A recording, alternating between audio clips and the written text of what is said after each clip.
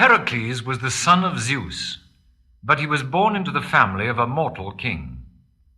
When he was still a youth, being overwhelmed by a madness sent upon him by one of the goddesses, he slew the children of his brother Iphicles. Then, coming to know what he had done, sleep and rest went from him. He went to Delphi, to the shrine of Apollo, to be purified of his crime. At Delphi, at the shrine of Apollo, the priestess purified him. And when she had purified him, she uttered this prophecy: "From this day forth, thy name shall be not Alcides, but Heracles. Thou shalt go to Eurystheus, thy cousin, in Mycenae, and serve him in all things. When the labors he shall lay upon thee are accomplished, and when the rest of thy life is lived out, thou shalt become one of the immortals." Heracles, on hearing these words, set out for Mycenae. He stood before his cousin, who hated him. He, a towering man, stood before a king who sat there weak and trembling. And Heracles said, "I have come to take up the labors that you will lay upon me. Speak now, Eurystheus, and tell me what you would have me do." Eurystheus, that weak king, looking on the young man who stood as tall and as firm as one of the immortals, had a heart that was filled with hatred. He lifted up his head, and he said with a frown, "There is a lion in Nemea that is stronger and more fierce than any lion known before. Kill that lion, and bring the lion's skin to me, that I may know that you have truly performed your task." So Eurystheus said, and Heracles, with neither shield nor arms, went forth from the king's palace to seek and to combat the lion of Nemea. He went on until he came into a country where the fences were overthrown, and the fields wasted, and the houses empty and fallen. He went on until he came to the waste around that land. There he came on the trail of the lion. It led up the side of a mountain, and Heracles, without shield or arms, followed the trail. He heard the roar of the lion. Looking up, he saw the beast standing at the mouth of a cavern, huge and dark against the sunset. The lion roared 3 times, and then it went within the cavern. Around the mouth were strewn the bones of creatures it had killed and carried there. Heracles looked upon them when he came to the cavern. He went within. Far into the cavern he went, and then he came to where he saw the lion.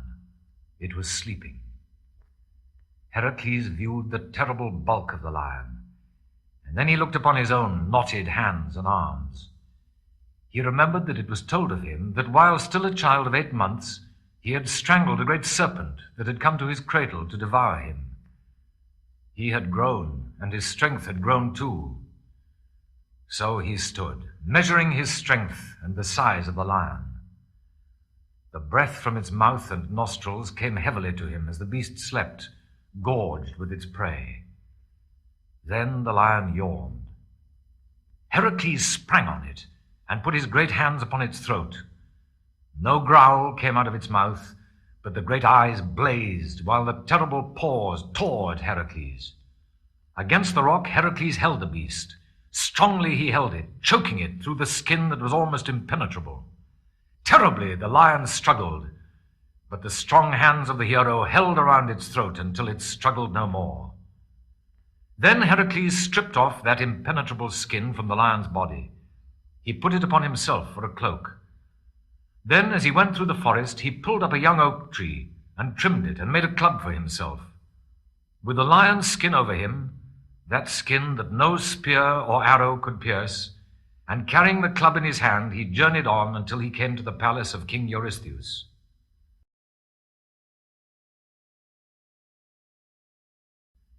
The king, seeing coming toward him a towering man all covered with the hide of a monstrous lion, ran and hid himself in a great jar. He lifted the lid up to ask the servants what was the meaning of this terrible appearance. And the servants told him that it was Heracles, come back with the skin of the lion of Nemea. On hearing this, Eurystheus hid himself again. He would not speak with Heracles, nor have him come near him, so fearful was he. But Heracles was content to be left alone. He sat down in the palace and feasted himself. the servants came to the king. Eurystheus lifted the lid of the jar, and they told him how Heracles was feasting and devouring all the goods in the palace. The king flew into a rage, but still he was fearful of having the hero before him. He issued commands through his heralds, ordering Heracles to go forth at once and perform the second of his tasks. It was to slay the great water snake that made its lair in the swamps of Lerna. Heracles stayed to feast another day, and then with the lion's skin across his shoulders and the great club in his hands, he started off. But this time he did not go alone. The boy Iolaus went with him. Heracles and Iolaus went on until they came to the vast swamp of Lerna. Right in the middle of the swamp was the water snake that was called the Hydra. 9 heads it had, and it raised them up out of the water as the hero and his companion came near. They could not cross the swamp to come to the monster, for man or beast would sink and be lost in it. The Hydra remained in the middle of the swamp, belching mud at the hero and his companion. Then Heracles took up his bow, and he shot flaming arrows at its heads. It grew into such a rage that it came through the swamp to attack him. Heracles swung his club. As the Hydra came near, he knocked head after head off its body. But for every head knocked off, 2 grew upon the Hydra. And as he struggled with the monster, a huge crab came out of the swamp and, gripping Heracles by the foot, tried to draw him in. Then Heracles cried out. The boy Iolaus came. He killed the crab that had come to the Hydra's aid. Then Heracles laid hands upon the Hydra and drew it out of the swamp. With his club he knocked off a head, and he had Iolaus put fire to where it had been, so that 2 heads might not grow in that place. The life of the Hydra was in its middle head. That head he had not been able to knock off with his club. Now, with his hands, he tore it off, and he placed this head under a great stone so that it could not rise into life again. The Hydra's life was now destroyed. Heracles dipped his arrows into the gall of the monster, making his arrows deadly. No thing that was struck by these arrows afterward could keep its life. Again he came to Eurystheus' palace, and Eurystheus, seeing him, ran again and hid himself in the jar. Heracles ordered the servants to tell the king that he had returned, and that the second labor was accomplished. Eurystheus, hearing from the servants that Heracles was mild in his ways, came out of the jar. Insolently he spoke. 12 labors you have to accomplish for me, said he to Heracles, and 11 yet remain to be accomplished. How, said Heracles, have I not performed 2 of the labors? Have I not slain the lion of Nemea and the great water snake of Lerna? In the killing of the water snake you were helped by Iolaus, said the king, snapping out his words and looking at Heracles with shifting eyes. That labor cannot be allowed you. Heracles would have struck him to the ground, but then he remembered that the crime he had committed in his madness would have to be expiated by labors performed at the order of this man. He looked full upon Eurystheus, and he said, Tell me of the other labors, and I will go forth from Mycenae and accomplish them. Then Eurystheus bade him go and make clean the stables of King Augeas. Heracles came into that king's country. The smell from the stables was felt for miles around. Countless herds of cattle and goats had been in the stables for years, and because of the uncleanness and the smell that came from it, the crops were withered all around. Heracles told the king that he would clean the stables if he were given 1/10 of the cattle and the goats for a reward. The king agreed to this reward. Then Heracles drove the cattle and the goats out of the stables. He broke through the foundations, and he made channels for the 2 rivers, Alpheus and Peneus. The rivers flowed through the stables, and in a day all the uncleanness was washed away. Then Heracles turned the rivers back into their own courses.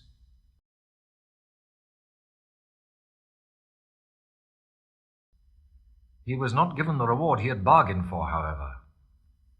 He went back to Mycenae with the tale of how he had cleaned the stables. 10 labors remain for me to do now, he said. 11, said Eurystheus. "How can I allow the cleaning of King Augeas' stables to you when you bargained for a reward for doing it?" Then, while Heracles stood still, holding himself back from striking him, Eurystheus ran away and hid himself in the jar. Through his heralds he sent word to Heracles, telling him what the other labors would be. He was to clear the marshes of Stymphalus, of the man-eating birds that gathered there. He was to capture and bring to the king the golden-horned deer of Coronea. He was also to capture and bring alive to Mycenae the boar of Erymanthus. Heracles came to the marshes of Stymphalus. The growth of jungle was so dense that he could not cut his way through to where the man-eating birds were. They sat upon low bushes within the jungle, gorging themselves upon the flesh they had carried there. For days Heracles tried to hack his way through. He could not get to where the birds were. Then, thinking he might not be able to accomplish this labor, he sat upon the ground in despair. It was then that one of the immortals appeared to him. For the first and only time he was given help from the gods. It was Athena who came to him. She stood apart from Heracles, holding in her hands brazen cymbals. These she clashed together. At the sound of this clashing, the Stymphalian birds rose up from the low bushes behind the jungle. Heracles shot at them with those unerring arrows of his. The man-eating birds fell, one after the other, into the marsh. Then Heracles went north, to where the Coronæan deer took her pasture. So swift of foot was she, that no hound nor hunter had ever been able to overtake her. For the whole of a year Heracles kept golden horns in chase, and at last, on the side of the mountain Artemision, he caught her.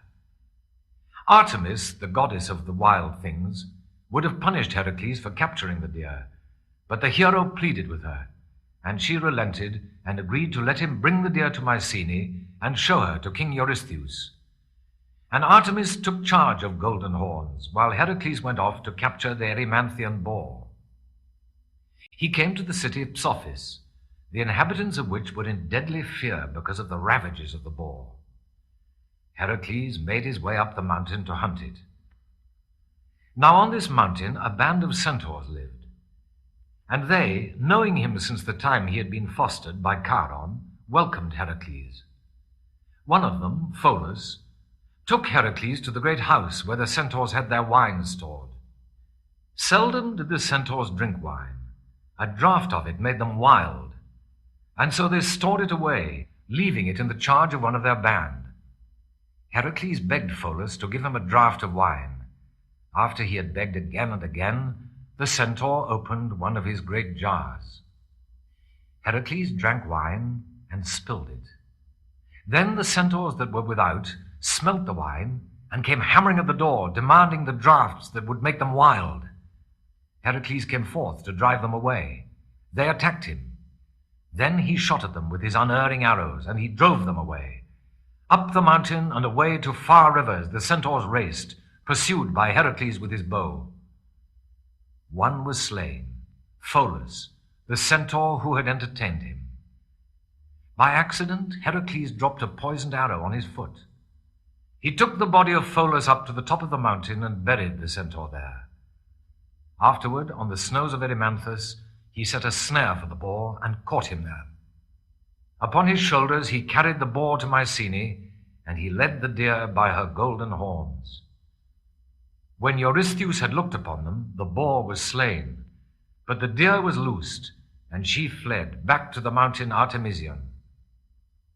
King Eurystheus sat hidden in the great jar, and he thought of more terrible labors he would make Heracles engage in. Now he would send him overseas, and make him strive with fierce tribes and more dread monsters. When he had it all thought out, he had Heracles brought before him, and he told him of these other labors. He was to go to savage Thrace, and there destroy the man-eating horses of King Diomedes. Afterward, he was to go amongst the dread women, the Amazons, daughters of Ares, the god of war, and take from their queen, Hippolyte, the girdle that Ares had given her. Then he was to go to Crete, and take from the keeping of King Minos the beautiful bull that Poseidon had given him.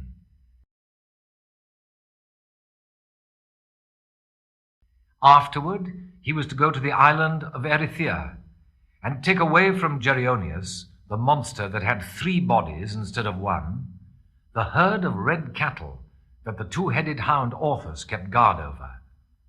Then he was to go to the garden of the Hesperides, and from that garden he was to take the golden apples that Zeus had given to Hera for a marriage gift. Where the garden of Hesperides was, no mortal knew. So Heracles set out on a long and perilous quest. First he went to Thrace, that savage land that was ruled over by Diomedes, son of Ares, the war god. Heracles broke into the stable where the horses were. He caught 3 of them by their heads, and although they kicked and bit and trampled, he forced them out of the stable and down to the seashore, where his companion Abderus waited for him. The screams of the fierce horses were heard by the men of Thrace, and they, with their king, came after Heracles. He left the horses in charge of Abderus, while he fought the Thracians and their savage king. Heracles shot his deadly arrows amongst them, and then he fought with their king. He drove them from the seashore, and then he came back to where he had left Abderus with the fierce horses. They had thrown Abderus upon the ground, and they were trampling upon him. Heracles drew his bow, and he shot the horses with the unerring arrows that were dipped with the gall of the hydra he had slain.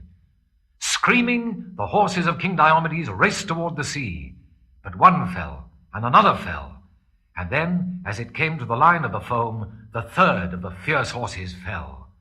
They were all slain with the unerring arrows. Then Heracles took up the body of his companion, and he buried it with proper rites, and over it he raised a column.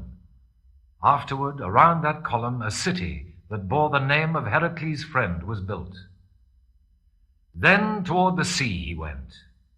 There, where a river flows into the sea, he saw the abodes of the Amazons. And upon the rocks and the steep place he saw the warrior women standing with drawn bows in their hands. Most dangerous did they seem to Heracles. He did not know how to approach them. He might shoot at them with his unerring arrows, but when his arrows were all shot away, the Amazons from their steep places might be able to kill him with the arrows from their bows. While he stood at a distance, wondering what he might do, a horn was sounded, and an Amazon mounted upon a white stallion rode toward him. When the warrior woman came near, she cried out, "Heracles, the Queen Hippolyte permits you to come amongst the Amazons. Enter her tent, and declare to the Queen what has brought you amongst the never-conquered Amazons." Heracles came to the tent of the Queen. There stood tall Hippolyte, with an iron crown upon her head, and with a beautiful girdle of bronze and iridescent glass around her waist. Proud and fierce as a mountain eagle looked the Queen of the Amazons. Heracles did not know in what way he might conquer her. Outside the tent the Amazons stood. They struck their shields with their spears, keeping up a continuous savage din. "For what has Heracles come to the country of the Amazons?" Queen Hippolyte asked. "For the girdle you wear," said Heracles, and he held his hands ready for the struggle. "Is it for the girdle given me by Ares, the god of war, that you have come, braving the Amazons, Heracles?" asked the queen. "For that," said Heracles.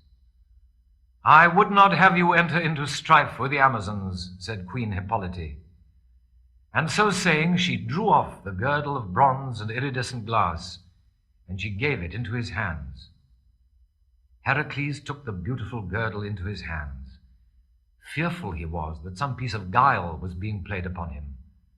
But then he looked into the open eyes of the queen, and he saw that she meant no guile. He took the girdle, and he put it around his great brows. Then he thanked Hippolyte, and he went from the tent. He saw the Amazons standing on the rocks and the steep places with bows bent. Unchallenged, he went on, and he came to his ship, and he sailed away from that country with one more labor accomplished. The labor that followed was not dangerous. He sailed over sea, and he came to Crete, to the land that King Minos ruled over. And there he found, grazing in a special pasture, the bull that Poseidon had given King Minos. He laid his hands upon the bull's horns, and he struggled with him, and he overthrew him. Then he drove the bull down to the seashore. His next labor was to take away the herd of red cattle that was owned by the monster Geryoneus. In the island of Erythea, in the middle of the stream of ocean, lived the monster, his herd guarded by the two-headed hound Orthus. That hound was the brother of Cerberus, the three-headed hound that kept guard in the underworld. Mounted upon the bull given Minos by Poseidon, Heracles fared across the sea. He came even to the straits that divide Europe from Africa, and there he set up 2 pillars as a memorial of his journey, the pillars of Heracles that stand to this day. He and the bull rested there. Beyond him stretched the stream of ocean.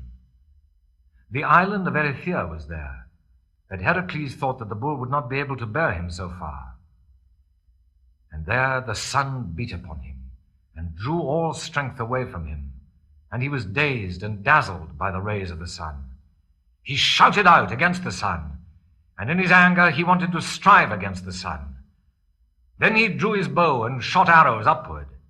Far, far out of sight the arrows of Heracles went. And the sun god Helios was filled with admiration for Heracles, the man who would attempt the impossible by shooting arrows at him. Then did Helios fling down to Heracles his great golden cup. Down and into the stream of ocean fell the great golden cup of Helios. It floated there wide enough to hold all the men who might be in a ship. Heracles put the bull of Minos into the cup of Helios, and the cup bore them away toward the west and across the stream of ocean.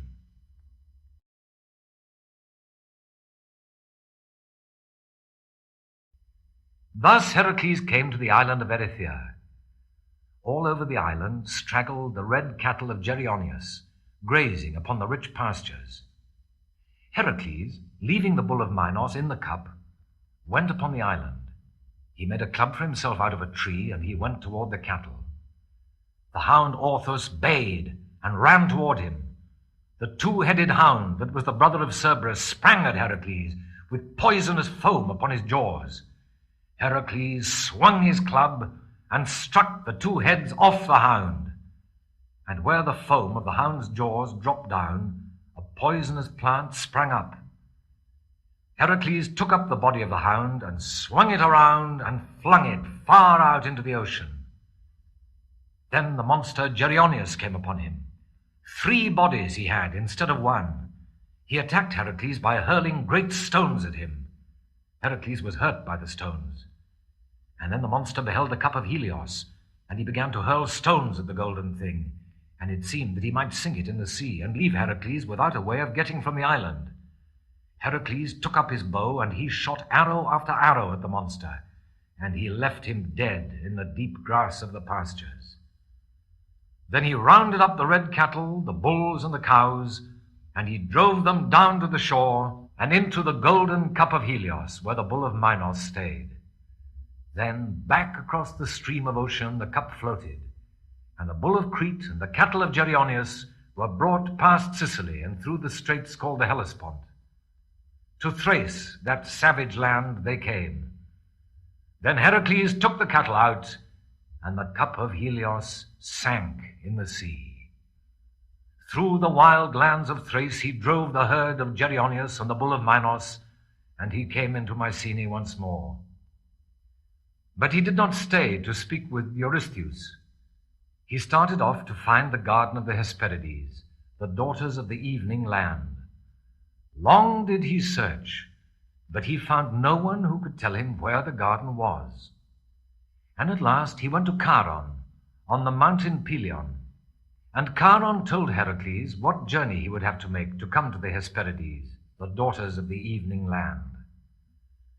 Far did Heracles journey. Weary he was when he came to where Atlas stood, bearing the sky upon his weary shoulders. As he came near, he felt an undreamt-of perfume being wafted toward him. So weary was he with his journey and all his toils that he would fain sink down and dream away in that evening land. But he roused himself, and he journeyed on toward where the perfume came from. Over that place a star seemed always about to rise. He came to where a silver lattice fenced a garden that was full of the quiet of evening. Golden bees hummed through the air, and there was the sound of quiet waters. How wild and laborious was the world he had come from, Heracles thought. He felt that it would be hard for him to return to that world. He saw 3 maidens. They stood with wreaths upon their heads and blossoming branches in their hands. When the maidens saw him, they came toward him, crying out, "O man who has come into the garden of the Hesperides, go not near the tree that the sleepless dragon guards." Then they went and stood by the tree as if to keep guard over it. All around were trees that bore flowers and fruit, but this tree had golden apples amongst its bright green leaves. Then he saw the guardian of the tree. Beside its trunk a dragon lay, and as Heracles came near, the dragon showed its glittering scales and its deadly claws. The apples were within reach, but the dragon, with its glittering scales and claws, stood in the way. Heracles shot an arrow. Then a tremor went through Ladon, the sleepless dragon. It screamed, and then lay stark. The maidens cried in their grief. Heracles went to the tree, and he plucked the golden apples, and he put them into the pouch he carried. Down on the ground sank the Hesperides, the daughters of the evening land, and he heard their laments as he went from the enchanted garden they had guarded. Back from the ends of the earth came Heracles, back from the place where Atlas stood holding the sky upon his weary shoulders. He went back through Asia and Libya and Egypt, and he came again to Mycenae and to the palace of Eurystheus. He brought to the king the herd of Geryoneus, he brought to the king the bull of Minos, he brought to the king the girdle of Hippolyte, he brought to the king the golden apples of the Hesperides. And King Eurystheus, with his thin white face, sat upon his royal throne, and he looked over all the wonderful things that the hero had brought him. Not pleased was Eurystheus, rather was he angry that one he hated could win such wonderful things. He took into his hands the golden apples of the Hesperides, but this fruit was not for such as he. An eagle snatched the branch from his hand, and the eagle flew and flew until it came to where the daughters of the evening land wept in their garden. There the eagle let fall the branch with the golden apples, and the maidens set it back upon the tree, and behold, it grew as it had been growing before Heracles plucked it.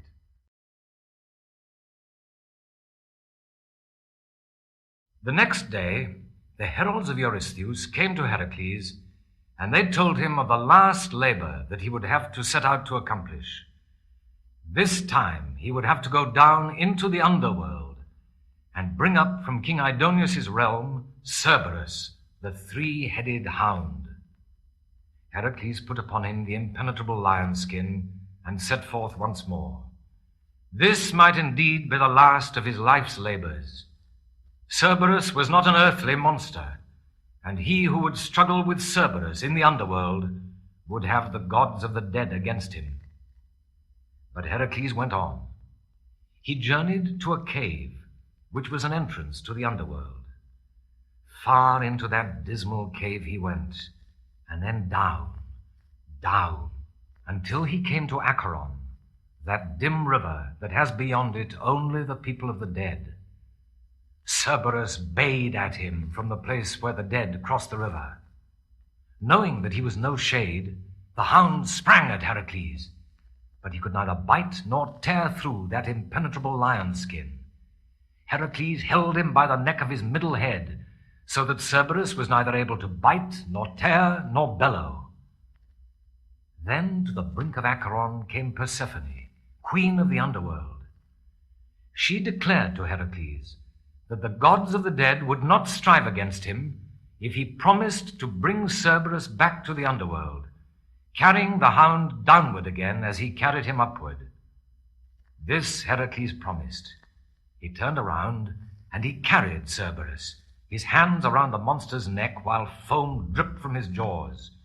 He carried him on and upward toward the world of men. Out through a cave Heracles came, still carrying Cerberus by the neck of his middle head. To Mycenae the hero went, and men fled before him at the sight of the monster that he carried. On he went toward the king's palace. Eurystheus was seated outside his palace that day, looking at the great jar that he had often hidden in, and thinking to himself that Heracles would never appear to affright him again. Then Heracles appeared. He called to Eurystheus, and when the king looked up, he held the hound toward him. The three heads grinned at Eurystheus. He gave a cry and scrambled into the jar. But before his feet touched the bottom of it, Eurystheus was dead of fear. The jar rolled over, and Heracles looked upon the body that was all twisted with fright. Then he turned around and made his way back to the underworld. On the brink of Acheron, he loosed Cerberus, and the bellow of the three-headed hound was heard again. It was then that Heracles was given arms by the gods, the sword of Hermes, the bow of Apollo, the shield made by Hephaestus. It was then that Heracles joined the Argonauts and journeyed with them to the edge of the Caucasus, where, slaying the vulture that preyed upon Prometheus' liver, he, at the will of Zeus, liberated the Titan. Thereafter Zeus and Prometheus were reconciled, and Zeus, that neither might forget how much the enmity between them had cost gods and men, had a ring made for Prometheus to wear. That ring was made out of the fetter that had been upon him, and in it was set a fragment of the rock that the Titan had been bound to. The Argonauts had now won back to Greece, but before he saw any of them, he had been in Oichalia and had seen the maiden Iole. The king of Oichalia had offered his daughter Iole in marriage to the hero who would excel himself and his sons in shooting with arrows. Heracles saw Iole, the blue-eyed and childlike maiden, and he longed to take her with him to some place near the garden of the Hesperides. And Iole looked on him, and he knew that she wondered to see him so tall and so strongly knit, even as he wondered to see her so childlike and delicate. Then the contest began. The king and his sons shot wonderfully well, and none of the heroes who stood before Heracles had a chance of winning. Then Heracles shot his arrows. No matter how far away they moved the mark, Heracles struck it and struck the very center of it. The people wondered who this great archer might be, and then a name was guessed at and went around: Heracles.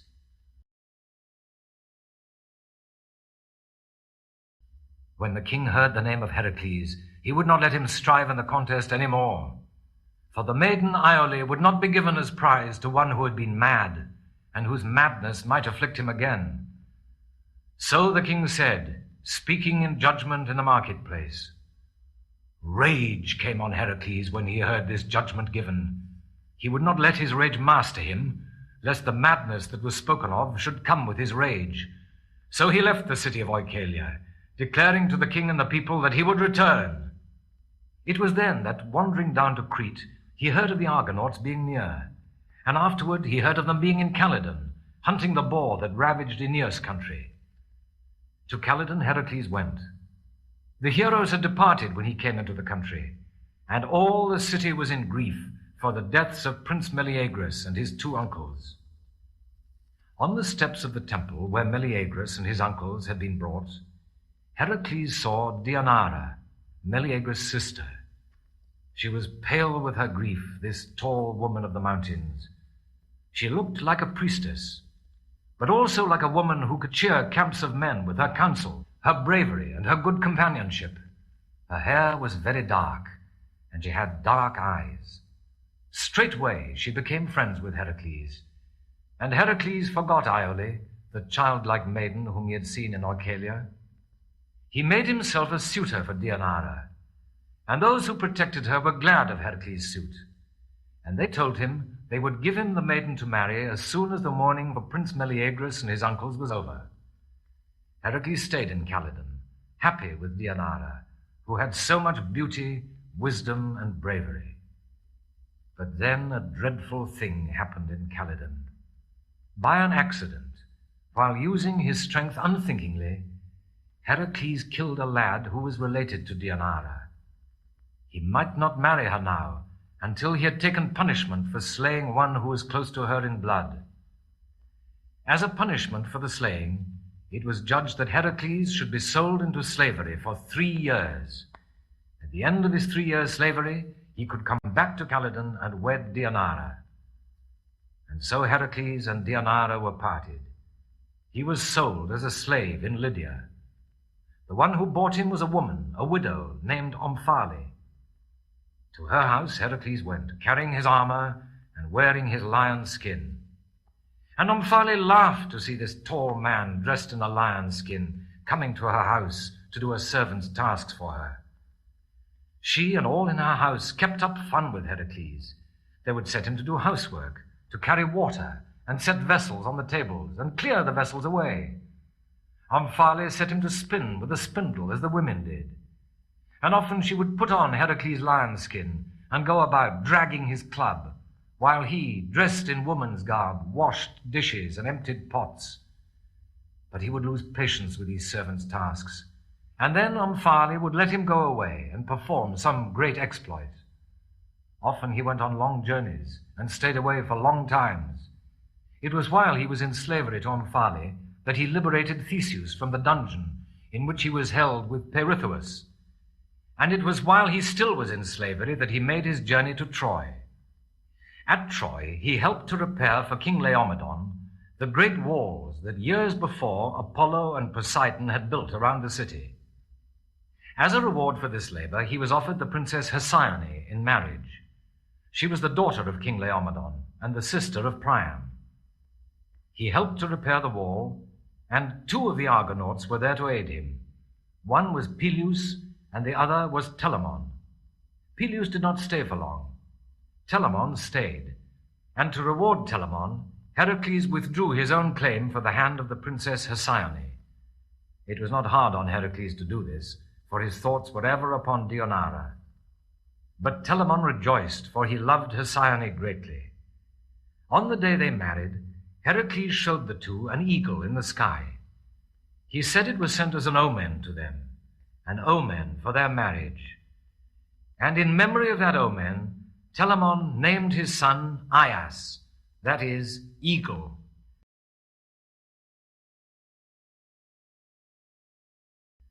Then the walls of Troy were repaired, and Heracles turned toward Lydia, Omphale's home. Not long would he have to serve Omphale now, for his 3 years' slavery was nearly over. Soon he would go back to Caledon and wed Deianira. As he went along the road to Lydia, he thought of all the pleasantries that had been made in Omphale's house, and he laughed at the memory of them. Lydia was a friendly country, and even though he had been in slavery, Heracles had had his good times there. He was tired with the journey and made sleepy with the heat of the sun, and when he came within sight of Omphale's house, he lay down by the side of the road, first taking off his armor and laying aside his bow, his quiver, and his shield. He wakened up to see 2 men looking down upon him. He knew that these were the Cercopes, robbers who waylaid travelers upon this road. They were laughing as they looked down on him, and Heracles saw that they held his arms and his armor in their hands. They thought that this man, for all his tallness, would yield to them when he saw that they had his arms and his armor. But Heracles sprang up, and he caught one by the waist and the other by the neck, and he turned them upside down and tied them together by the heels. Now he held them securely, and he would take them to the town and give them over to those whom they had waylaid and robbed. He hung them by their heels across his shoulders and marched on. But the robbers, as they were being bumped along, began to relate pleasantries and mirthful tales to each other, and Heracles, listening, had to laugh. And one said to the other, "Oh, my brother, we are in the position of the frogs, when the mice fell upon them with such fury." And the other said, "Indeed, nothing can save us if Zeus does not send an ally to us, as he sent an ally to the frogs." And the first robber said, "Who began that conflict, the frogs or the mice?" And thereupon the second robber, his head reaching down to Heracles' waist, began the battle of the frogs and mice. A warlike mouse came down to the brink of a pond, for no other reason than to take a drink of water. Up to him hopped a frog. Speaking in the voice of one who had rule and authority, the frog said, "Stranger to our shore, you may not know it, but I am Puffjaw, king of the frogs. I do not speak to common mice, but you, as I judge, belong to the noble and kingly sort. Tell me your race. If I know it to be a noble one, I shall show you my kingly friendship." The mouse, speaking haughtily, said, "I am Crumb Snatcher, and my race is a famous one. My father is the heroic Bread Nibbler, and he married Quernlicker, the lovely daughter of a king. Like all my race, I am a warrior who has never been wont to flinch in battle. Moreover, I have been brought up as a mouse of high degree, and figs and nuts, cheese and honey cakes is the provender that I have been fed on." Now this reply of Crumb Snatcher pleased the kingly frog greatly. "Come with me to my abode, illustrious Crumb Snatcher," said he, "and I shall show you such entertainment as may be found in the house of a king." But the mouse looked sharply at him. "How may I get to your house?" he asked. "We live in different elements, you and I. We mice want to be in the driest of dry places, while you frogs have your abodes in the water." "Ah," answered Puffjaw, "you do not know how favored the frogs are above all other creatures. To us alone the gods have given the power to live both in the water and on the land. I shall take you to my land palace, that is the other side of the pond." "How may I go there with you?" asked Crumb Snatcher the mouse doubtfully. "Upon my back," said the frog. "Up now, noble Crumb Snatcher, and as we go I will show you the wonders of the deep."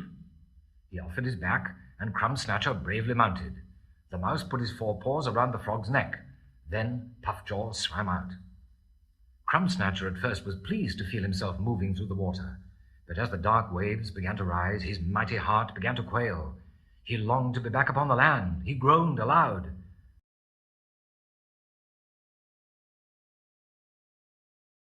"How quickly we get on!" cried Puffjaw. "Soon we shall be at my land palace."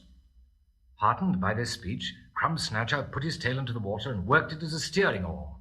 On and on they went, and Crumb Snatcher gained heart for the adventure. What a wonderful tale he would have to tell the clans of the mice.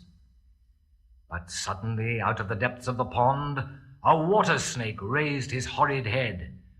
Fearsome did that head seem to both mouse and frog, and forgetful of the guest that he carried upon his back, Puffjaw dived down into the water. He reached the bottom of the pond and lay on the mud in safety. But far from safety was Crumb Snatcher the mouse. He sank and rose, and sank again. His wet fur weighed him down. But before he sank for the last time, he lifted up his voice and cried out, and his cry was heard at the brink of the pond. "Ah, Puffjaw, treacherous frog! An evil thing you've done, leaving me to drown in the middle of the pond. Had you faced me on the land, I should have shown you which of us two is the better warrior. Now I must lose my life in the water. But I tell you, my death shall not go unavenged.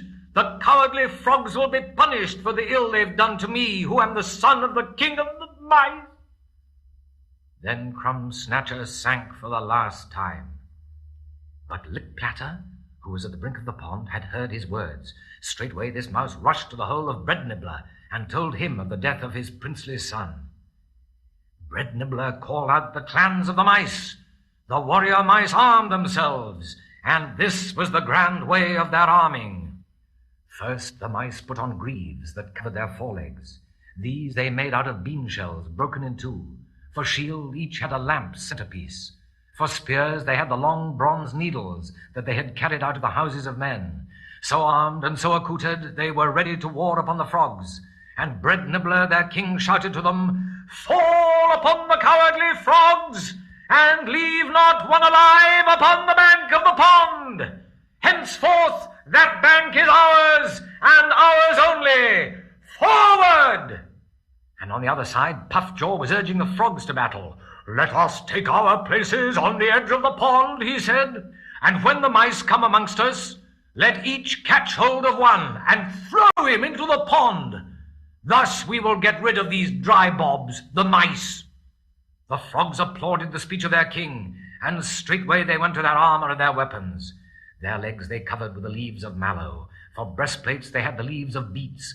Cabbage leaves, well cut, made their strong shields. They took their spears from the pond side. Deadly pointed rushes they were, and they placed upon their heads helmets that were empty snail shells.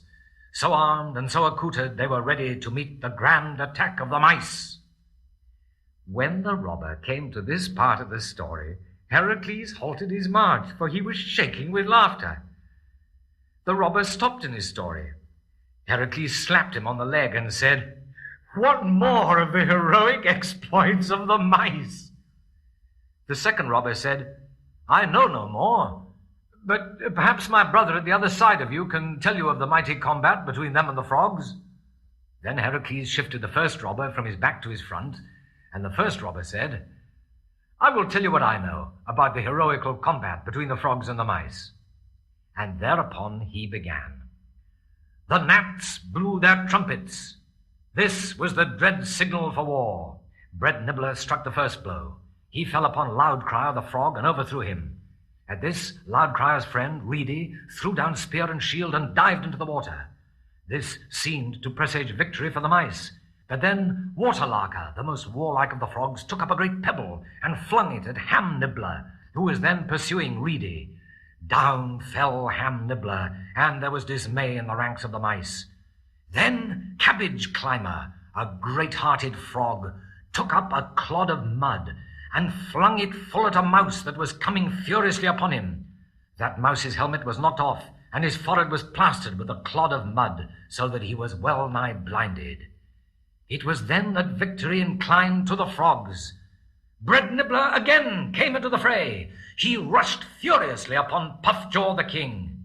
Leaky, the trusted friend of Puffjaw, opposed Bread Nibbler's onslaught. Mightily he drove his spear at the king of the mice, but the point of the spear broke upon Bread Nibbler's shield, and then Leaky was overthrown. Bread Nibbler came upon Puffjaw, and the two great kings faced each other. The frogs and the mice drew aside, and there was a pause in the combat.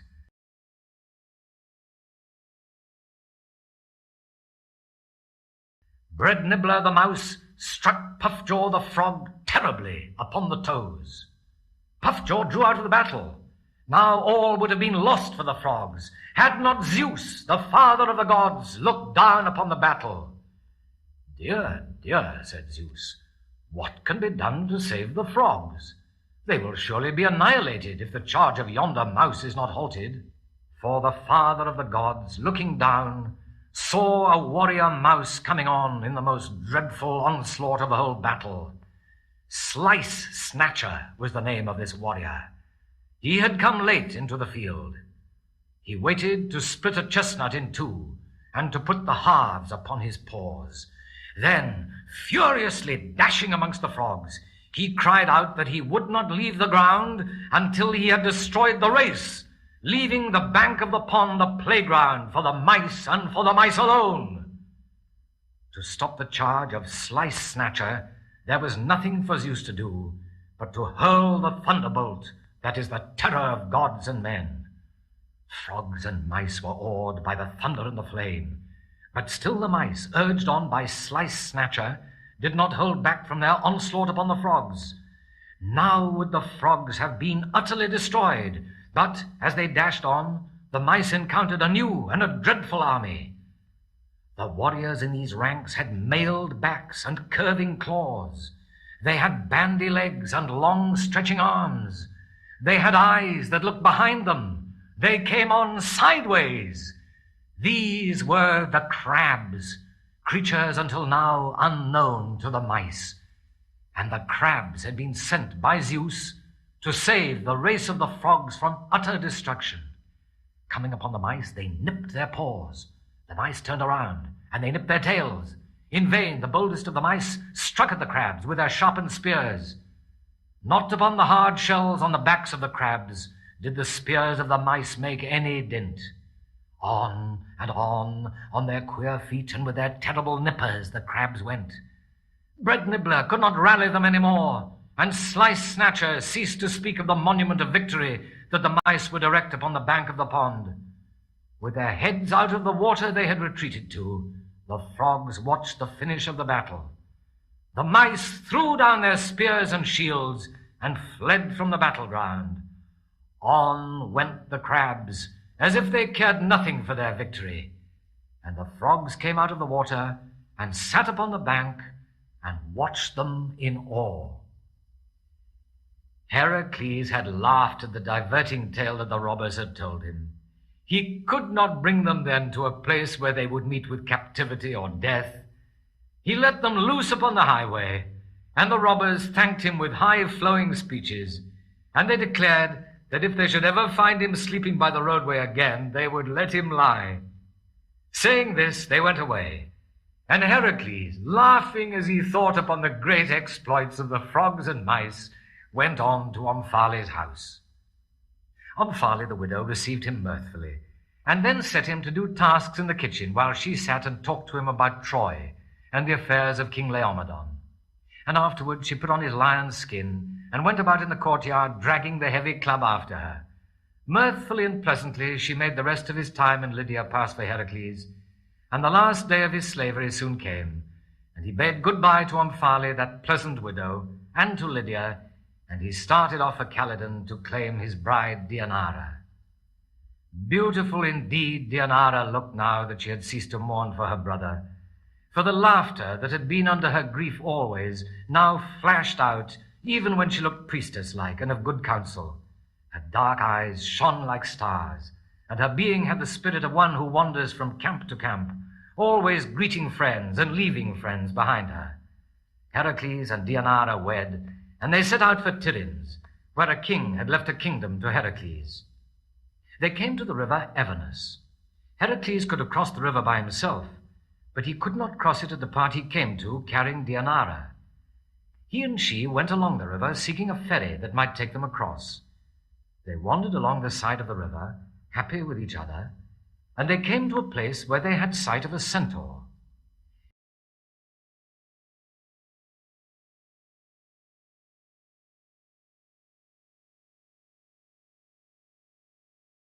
Heracles knew this centaur. He was Nessus, one of the centaurs whom he had chased up the mountain the time when he went to hunt the Erymanthian boar. The centaurs knew him, and Nessus spoke to Heracles as if he had friendship for him. He would, he said, carry Heracles' bride across the river. Then Heracles crossed the river, and he waited on the other side for Nessus and Deianira. Nessus went to another part of the river to make his crossing. Then Heracles, upon the other bank, heard screams, the screams of his wife, Deianira. He saw that the centaur was savagely attacking her. Then Heracles leveled his bow and he shot at Nessus. Arrow after arrow he shot into the centaur's body. Nessus loosed his hold on Deianira, and he lay down on the bank of the river, his life-blood streaming from him.